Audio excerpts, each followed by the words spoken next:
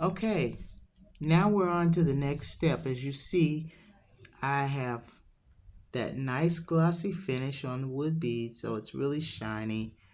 I am also going to be using some gold-plated washers because I'm going to put these in between as spacers in between each of these larger beads.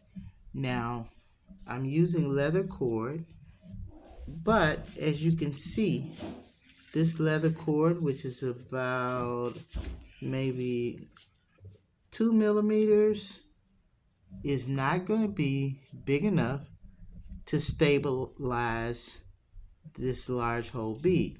So what am I going to do? I have a solution for that. I am going to use these small 8 millimeter beads. They're wooden beads also. And don't worry about the color. I mean, if you want to paint them, you can to match these beads, but no one's going to see this. This is going to be hidden.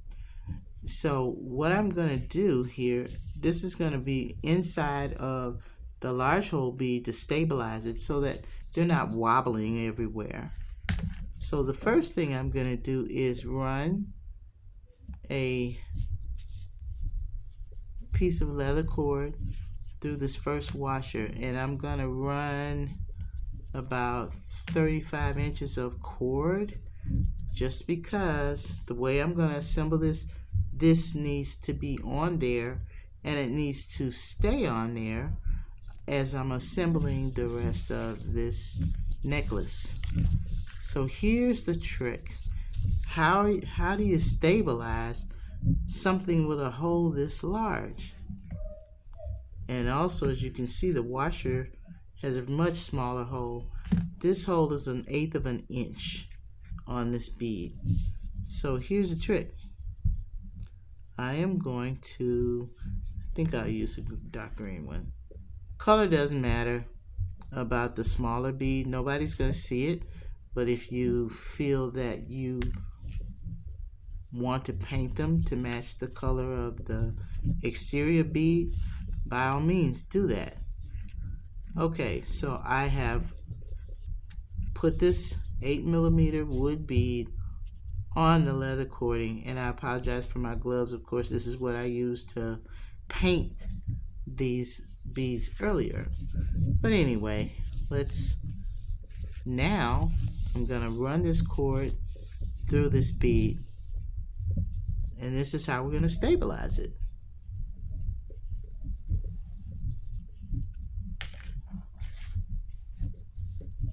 Run it through there. Now here comes the trick.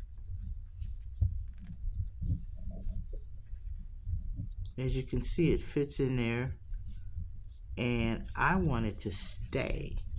So I am going to put a little bit of hypo cement, or you can just use glue if you want to, or you can use varnish, anything that's going to make it stick. So I'm going to use some of this GS Hypo Cement, and you know how we do it. I haven't tried this before, so you're going to see it firsthand.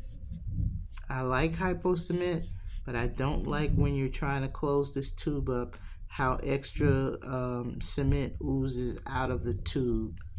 Even if you squeeze it on the sides, it doesn't stop oozing. But I really like the way you can apply this. Okay, so let's put a little bit of hypo cement all the way around here. Yep. Where's my bead? Anyway. Okay, we've got our hypo cement there. And the next thing that's going to happen, you probably already anticipated this.